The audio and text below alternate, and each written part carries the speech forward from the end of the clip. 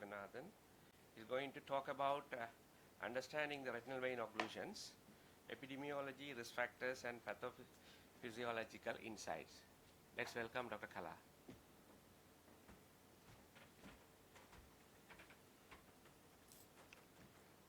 Thank you.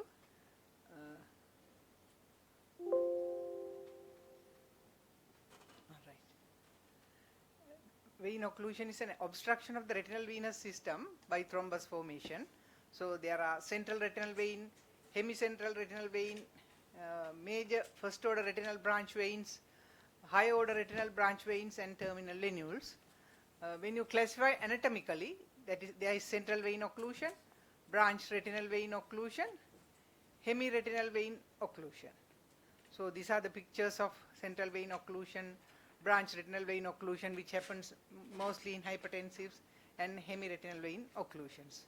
When you come to the pathogenesis, the exact pathogenesis remains unclear, but final common pathway include thrombus formation due to changes in Virchow's triad, that is endothelial injury, hypercoagulability, abnormal blood flow, which leads to thrombosis. The common etiologies are compression on veins by adjacent atherosclerotic arteries, external compression of veins by adjacent soft tissues, diseases of vessel wall, that is vasculitis. Long-term hypertension results in arteriosclerosis with thickening and hardening artery walls. This disorder then leads to a further venous wall compression and narrows the lumen, causing rapid blood flow, damaging endothelial cells, increasing blood clots, and promoting vein occlusion, which you can see that in the diagram.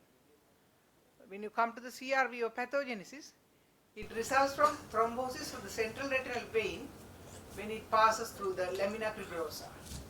Central retinal vein and artery share a common sheath at arteriovenous crossings posterior to the lamina fibrosa. When atherosclerosis thickens the artery wall, it may compress the vein and cause mechanical stenosis occlusion of the vessel wall. In adults aged 50 years and older, the collagen tissue of the lamina is thicker and stiffer, thus compressing the vessel passing through. When you come to the branch retinal vein occlusion pathogenesis, BRVO typically occurs at arteriovenous crossings. At these locations, arterioles and venules share a common adventitial sheath. 99 times artery lies anterior to the vein, which is indicated in the picture. When you come to the epidemiology of retinal vein occlusion, it is the second commonest cause of reduced vision due to retinal vascular disease after diabetic retinopathy. BRVO occurring 2 to 6 times as frequently as central retinal vein occlusion. Globally, 28 million people are estimated to have RVO with a 10% cumulative incidence of 1.63%. Europe, 0.7% of persons aged 55 years and older are thought to have retinal vein occlusion. When you come to the incidence of Asian population, it is 0.7%. It's done by the Singapore Epidemiology IUDC study. Incidence and prevalence of both these conditions increases with age, thus advanced age. Australian data suggest that the prevalence of retinal vein occlusion is 0.7% for those younger than 60 years, 1.2% for those 60 to 69 years, 2.1% for those 70 to 79 years, and it increases to 4.6% in people aged 80 years or above. No gender or racial differences in prevalence of both these conditions.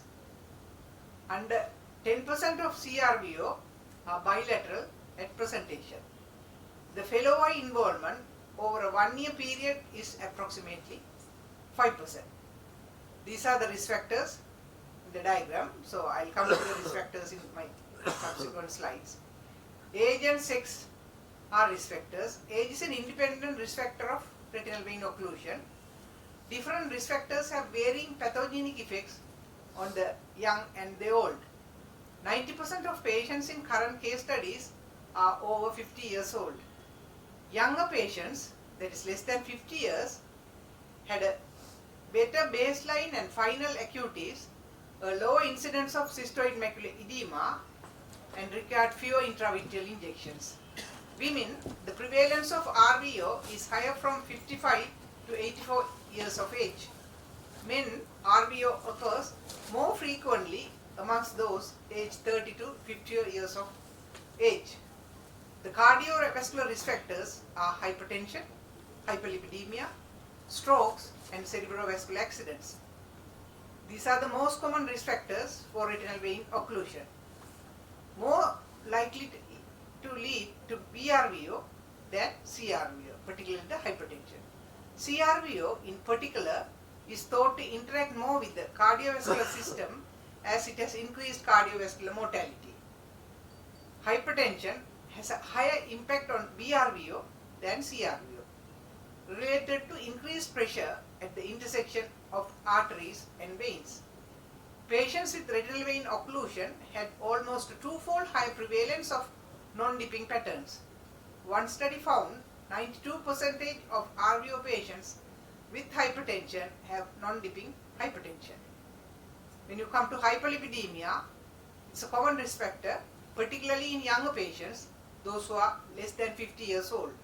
In patients with hyperlipidemia, the activity of plasminogen activator inhibitor type 1, PAI1, is enhanced. PAI1 is also an independent risk factor for retinal vein occlusion. Stroke and cerebrovascular accident. BRVO patients are often observed to have CVA. Stroke is a common risk factor for CVA. Probability of stroke in retinal vein occlusion patients increased by 45%. Hemorrhagic stroke risk increased 30 days after retinal vein occlusion onset. One study reported that retinal vein occlusion was related to ischemic stroke and more frequent in younger patients, that is less than 50 years old. Diabetes mellitus. Sustained high levels of glucose can lead to abnormal blood vessels, including local or global arteriosclerosis and retinal stenosis. Sodium glucose cotransporter 2, SGLT2 inhibitors increase the risk of retinal vein occlusion. Chronic kidney disease is an independent risk factor for retinal vein occlusion. The prevalence of retinal vein occlusion in ESRD is 1.8%, end-stage renal disease, and CRVO has a higher prevalence. Obstructive sleep apnea. OSA may be a player in the pathogenesis of RVO in patients with no comorbid risk factors such as hypertension and diabetes.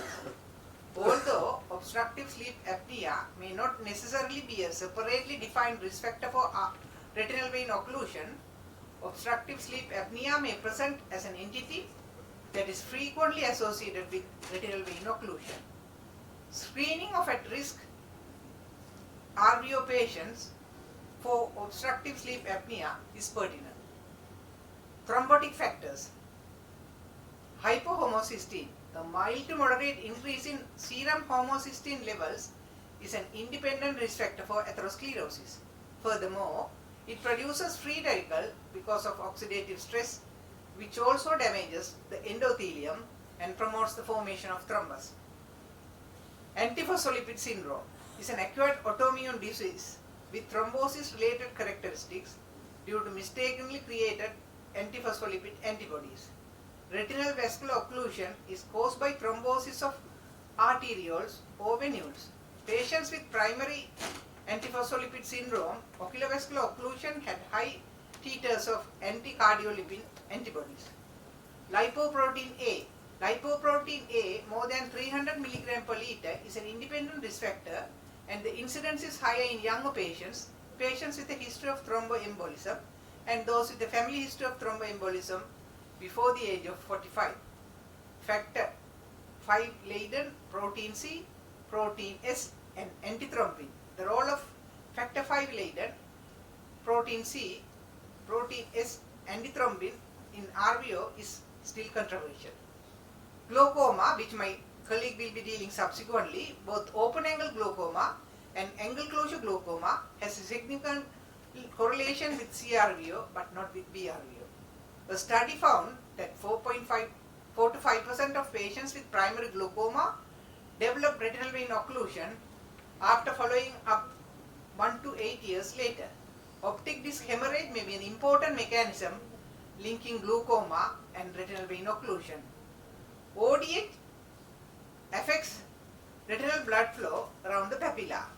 When ODH occurs, retinal blood flow decreases, thus ODA may cause RVO. Other ocular diseases.